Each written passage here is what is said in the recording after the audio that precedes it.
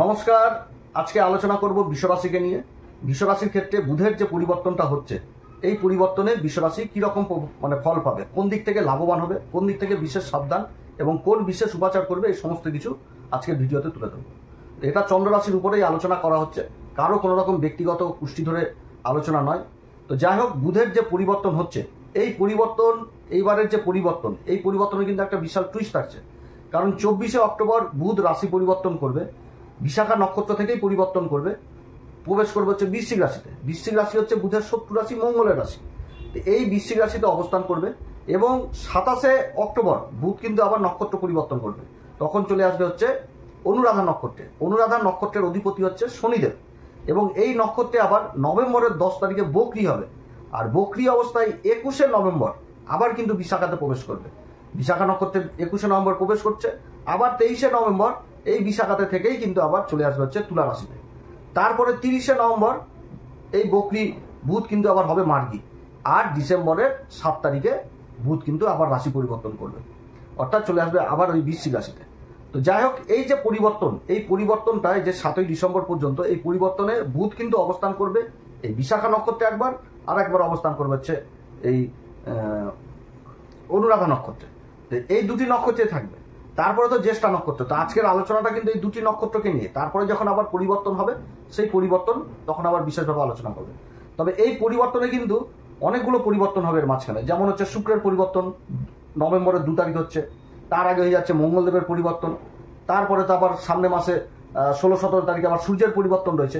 এই যে পরিবর্তনগুলো হচ্ছে, যখন মঙ্গল আবার পরিবর্তন করবে, মঙ্গল আবার অস্ত হয়ে যাবে, শুক্রের পরিবর্তন হবে।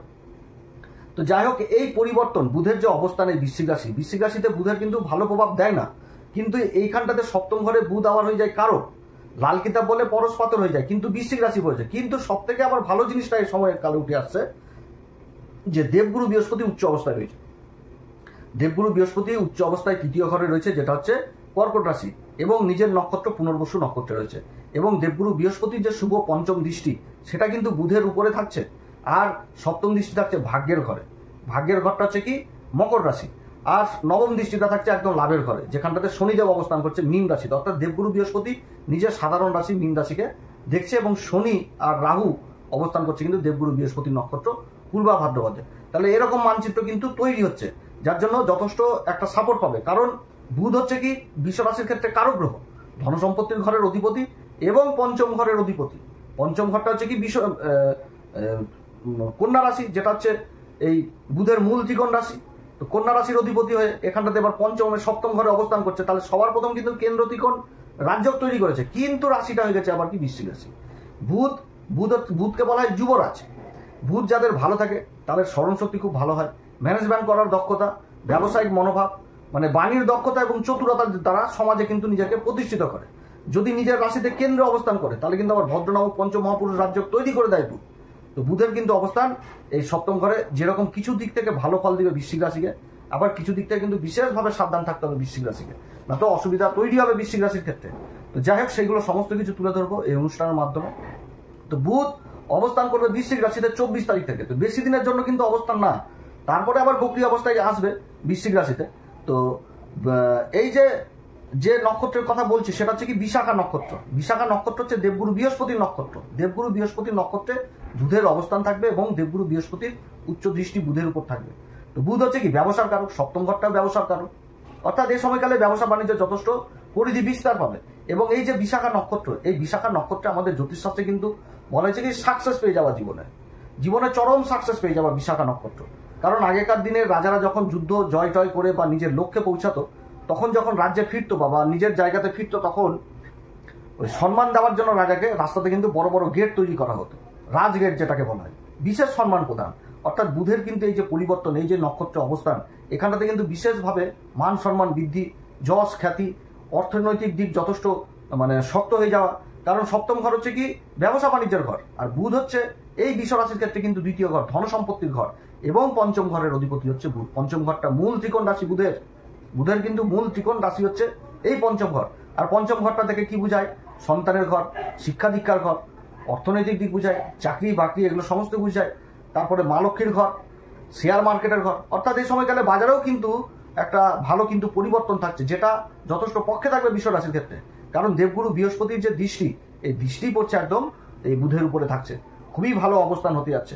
তবে বিশেষভাবে সাবধান কি, যে দনমন স্বভাব, যে নিজের যে ডিসিশনটা নিবে সেই ডিসিশনটা কিন্তু সঠিকভাবে নিতে হবে।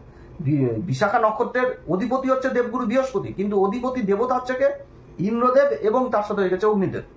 তো এখানটাতে কিন্তু ওই দনমন স্বভাব থাকবে, এবং তার সাথে যখন মঙ্গল যখন অবস্থান করবে তখন কিন্তু বিশেষভাবে সাবধান, কারণ রাশির উপর দুটি গ্রহের প্রভাব থাকবে, এবং বুধ হচ্ছে কি বাণীর ঘরের কারক, অর্থাৎ মুখের ভাষা যথেষ্ট শালীনতা নিয়েই করতে হবে, ভদ্র ভাষায় কথা বলতে হবে, যেন সামনে থাকা ব্যক্তি না চটে যায়, একটু তো অধৈর্য হয়ে যাওয়া যাবে না, মনের মধ্যে ক্রোধ, জেদ, ইগো এগুলোকে কিন্তু বর্জন করতে হবে, শালীনতার সাথে এবং প্ল্যান মাফিক কিন্তু এগোতে হবে। কারণ মঙ্গলেরও প্রভাব থাকবে রাশির উপর, মঙ্গল হচ্ছে কি ঊর্জা, আর বুধ হচ্ছে কি বুদ্ধি, অর্থাৎ সেই ঊর্জাকে যথেষ্ট নিজের কর্মক্ষেত্রে লাগাতে হবে। একটুতে রেগে যাওয়া, গন্ডগোল করা, অশান্তি করা এগুলো করলে কিন্তু অসুবিধায় পড়তে হবে এই বিশ্বরাশিকে। তারপর হচ্ছে কি, যে নিজের লক্ষ্য প্রাপ্তি হয়ে যাওয়ার পর এরাও কিন্তু লোভ জিনিসটা থাকে এদের মধ্যে। কেমন লোভ, সেটাও কিন্তু আবার ভালো দিকও রয়েছে, আবার খারাপ দিকও রয়েছে। তো ভালো দিকটা কি, যে নিজের লক্ষ্য প্রাপ্তি হয়ে যাওয়ার পরও কিন্তু আবার অন্য লক্ষ্যের পিছনে কিন্তু এরা দৌড়ায়, এটা হচ্ছে একটা ভালো দিক। আর মাইনাস দিকটা কি, যে প্রাপ্তি হওয়ার পরও কিন্তু সন্তুষ্ট হয় না, এটা কিন্তু আবার ব্যবসার দিক থেকে কিন্তু আবার মানে যেরকম ভালো সেরকম খারাপ। খারাপ জিনিসটা কি উঠে আসছে, যে কোথাও কোনো জায়গাতে একটা ইনকাম হলো, 5,000 টাকা হোক বা 10,000 টাকা হোক, এই ইনকামটা পাওয়ার পরও কিন্তু মনের মধ্যে সেই জিনিসটা আছে যে সন্তুষ্টি হয় না, যে এই টাকা ইনকাম করলাম, এর থেকে মানে কোনো অন্য কিছু করলে হয়তো আরো বেশি আমি ইনকাম করতে পারতাম, এই জিনিসটা উঠে আসে। অতএব এদিক থেকে সাবধান।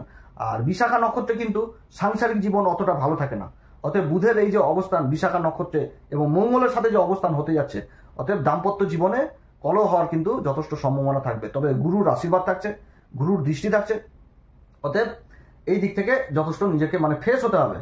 কিন্তু সাংসারিক জীবন তাও থাকবে, সেটাই বলছি না, থাকবে তো অবশ্যই, গুরুর দৃষ্টি থাকছে। হ্যাঁ, তবে কি ডিস্টার্বটা কোন জায়গায় হবে, যেখানটাতে কোথাও বিবাহ সম্পর্ক হচ্ছে, যে কোথাও একটা বিবাহের সম্বন্ধ, কারণ দেবগুরু বৃহস্পতি 3য় ঘরে অবস্থান করছে, 3য় ঘর থেকে দৃষ্টি দিচ্ছে 7ম ঘরে। তো 3য় ঘরে যখন শুভগ্রহ অবস্থান করে তখন কিন্তু বিবাহের যোগ তৈরি করে, এটাও কিন্তু মনে রাখতে হবে। অতএব বিবাহের কিন্তু যোগ আসবে, কিন্তু আবার ভেঙে যাওয়ার প্রবল সম্ভাবনা থাকবে। সেটা কিভাবে আসবে, যে নিজেদের আত্মীয় স্বজন বা কথাবার্তা একটা উগ্রতা স্বভাব, এই দিক থেকে কিন্তু বিশেষভাবে সাবধান।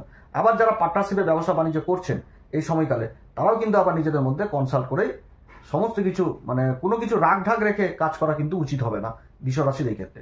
এরপরে যখন আবার 27শে অক্টোবর চলে আসবে অনুরাধা নক্ষত্রে, অনুরাধা নক্ষত্র হচ্ছে কি শনিদেবের নক্ষত্র। তো শনিদেবের নক্ষত্রে বুধের অবস্থান, এবং শনি কিন্তু লাভের ঘরে অবস্থান করছে, এবং শনির 3য় দৃষ্টি রাশির উপরে থাকছে, আর বুধ কিন্তু শনির নক্ষত্র অবস্থান করেও রাশির উপর দৃষ্টি দিচ্ছে।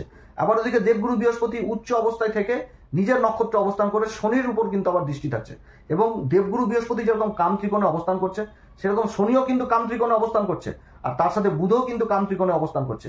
অর্থাৎ এই সময়কালে কিন্তু মনের ইচ্ছা বাসনা সমস্ত কিছু পূরণ হবে, এটাও ঠিক, কিন্তু ডিস্টার্ব করবে হচ্ছে এই মঙ্গল। অতএব নিজের ক্রোধ, নিজের জেদ, নিজের ইগো এগুলো দিক থেকে কিন্তু সাবধান। বারবার এই কথাটাই বলছি, কারণ বিশ্বরাশির ক্ষেত্রে কি, বিশ্বরাশি এমন একটি রাশি যে নিজের সুখ প্রধান রাশি, যে নিজের সুখের জন্য কিন্তু বেশি খেটে নিবে। যে কোথাও যদি বলা যায় যে ওখানটাতে তোমার সুখ বৃদ্ধি হবে, একটু বেশি খেটে নাও, তো খেটে নিবে, কারণ এটা সুখ প্রধান রাশি, সুখের জন্য অনেক পরিশ্রম করে এরা। তো এবার মঙ্গল এখানটাতে কি করবে, একটু উত্তেজনা তৈরি করে দেবে, একটুতে অধৈর্য জিনিসটা নিয়ে চলে আসবে, বাগবিতণ্ডায় জড়িত করে ফেলবে, যেহেতু মঙ্গলের রাশিতে বুধ অবস্থান করছে, তো এগুলো কিন্তু হওয়ার সম্ভাবনা থাকবে। অতএব এদিক থেকে কন্ট্রোল রাখতে হবে। এবার অনুরাধা নক্ষত্র যে নক্ষত্র, এই নক্ষত্রটা কিন্তু খুবই ভালো নক্ষত্র। এই নক্ষত্রটা হচ্ছে আধ্যাত্মিকতার নক্ষত্র, অর্থাৎ ধর্মপথে থেকেই কিন্তু কর্ম করতে হবে, তাহলে কিন্তু বিশেষভাবে উন্নতি। কারণ এই নক্ষত্রের যে বিস্তার আমাদের যে ব্রহ্মাণ্ডে, সেটা হচ্ছে 213 ডিগ্রি 20 মিনিট থেকে 226 ডিগ্রি 40 মিনিট পর্যন্ত। তো এটাই হচ্ছে এর বিস্তার, এই নক্ষত্রের বিস্তার। তো এই নক্ষত্রে কিন্তু আবার 4টি চরণই কিন্তু পড়ে যায় হচ্ছে এই বৃশ্চিক রাশিতে, 4টি চরণ পড়ে, এবং এই নক্ষত্র মান সম্মান, খ্যাতি, যশ, টাকা পয়সা, অর্থ কিন্তু সবকিছু প্রদান করে। কারণ এই নক্ষত্রের অধিপতি যেরকম হচ্ছে শনিদেব, আর অধিপতি দেবতা হচ্ছে মিত্রদেব। মিত্রদেবের একটা বিশেষ কৃপা থাকে, এবং এই যে নক্ষত্রের কথা বলছি, এই নক্ষত্রের যে সিম্বল, সেই সিম্বলটা দেওয়া হচ্ছে কি দণ্ড। একটা আধ্যাত্মিক জগৎ কিন্তু এর মধ্যে লুকিয়ে রয়েছে। দণ্ড বলতে যে মুনি ঋষিরা আগে যে সাধনা করতো, তপস্যা করতো, হাতের নিচে যে দণ্ড রাখতো, দণ্ডের উপর রেখে মালা জপ করা, অর্থাৎ নিজের যে একাগ্রতা প্রকাশ করা এবং পরিশ্রম করা, ধৈর্য ধরে সেই পরিশ্রম, ঈশ্বরের সাধনা। কারণ বৃশ্চিক রাশি যেটা পড়ছে আমাদের কালপুরুষ চক্রে, সেটা কিন্তু 8ম ঘর পড়ছে, গভীর সাধনার ঘর, গভীর জ্ঞানের ঘর, এটা কিন্তু মনে রাখতে হবে। এবং ঈশ্বরের প্রতি নিজেকে সঁপে দেওয়া, সাধনার প্রতি সঁপে দেওয়া, এই জিনিসগুলো কিন্তু বুঝায় এই নক্ষত্রে। অর্থাৎ ঈশ্বর ভক্তি কিন্তু মেন জিনিস। অর্থাৎ যে কর্মটা করবে ঈশ্বরের সাধনা, ঈশ্বরের ভক্তি দিয়ে যদি করে, অবশ্যই এই সময়কালে কিন্তু মান সম্মান অর্থ এগুলো কিন্তু পরিপূর্ণ হবে এই বৃষ রাশির ক্ষেত্রে। আবার এই নক্ষত্রের কিন্তু আরেকটি সিম্বল রয়েছে, সেটা হচ্ছে কি পদ্মফুল। পদ্মফুল কিন্তু কিচড়াই ফুটে এবং সেই পদ্ম কিন্তু ঈশ্বরের হাতে থাকে। আবার ঈশ্বরের বহু ঠাকুর দেবতা কিন্তু এই পদ্মের উপরে বসে রয়েছে এবং এই নক্ষত্র এতটাই পবিত্র নক্ষত্র, আমাদের জ্যোতিষশাস্ত্র মনে করে যে এই নক্ষত্রে কিন্তু রাধা মার আবির্ভাব হয়েছে, এত পবিত্র নক্ষত্র। তো যার জন্য এটা কিন্তু আধ্যাত্মিকতার সাথে জুড়ে রয়েছে। এই নক্ষত্রে যদি ঈশ্বরের প্রতি, ধর্মের প্রতি কর্ম করে যদি যে কোনো কর্মই করা যায়, তাহলে ঈশ্বরের আশীর্বাদ কিন্তু লাভ করা যায়। অতএব এই সময়কালে যতটা ধর্মপথ থেকে ব্যবসা বাণিজ্য নিজের রায় মানে যতটা এগোবে, অনেক দূর এগোতে পারবে। অর্থকরী জন্য কোনো কাজ কিন্তু থেমে থাকবে না এবং গৃহস্থ কিন্তু অর্থের দিক থেকে পরিপূর্ণ হবে। আর বৃষ রাশির তো যথেষ্ট ভালো সময়, অন্যান্য গ্রহদেরও অবস্থান যথেষ্ট ভালো, প্রত্যেকটা গ্রহের কিন্তু সাপোর্ট পাচ্ছে। তবে বুধের এই অবস্থানে, এই যে নক্ষত্র অনুরাধা নক্ষত্রের কথা বলছি, এই নক্ষত্রের অবস্থান এবং শনির উপর দেবগুরু বৃহস্পতির দৃষ্টি এবং বুধের উপর যে দেবগুরু বৃহস্পতির দৃষ্টি, এটা কিন্তু যথেষ্ট ভালো অবস্থান। এবং এর যে মেন এলিমেন্ট সেটা কিন্তু ধর্মকেই বলা হয়েছে, আর যে ত্রিমূর্তি সেটা কিন্তু ব্রহ্মদেবকেই বলা হয়েছে। খুবই ভালো নক্ষত্র এই নক্ষত্রে কিন্তু বিশেষভাবে উন্নতি, রোজগারের ইনকামের সাথে যারা যুক্ত রয়েছেন সেদিক থেকে যথেষ্ট বৃদ্ধি পাবে। যারা কথাবাচক হিসাবে কাজ করছেন, সিএ, চার্টার্ড অ্যাকাউন্টেন্ট, ওকালতির কাজ করছেন, সেদিক থেকে ভালো। যারা মিডিয়াতে রয়েছেন তাদের জন্য যথেষ্ট ভালো। সেলসের কাজে রয়েছেন, মার্কেটিং এর ডিপার্টমেন্টে রয়েছেন, যথেষ্ট ভালো। পিতামাতাদের সন্তানের প্রতি দুশ্চিন্তা দূর হবে, সন্তান যে কর্ম করবে সেই কর্মের উন্নতির যোগ রয়েছে। এবং যারা কাজের কর্মের সন্ধান করছেন তাদের কর্মসন্ধান হবে, বা যে কোনো দীর্ঘকালীন যে কোনো কাজের সাথে জড়িত ছিলেন সেই কাজগুলো যথেষ্ট ভালো হবে।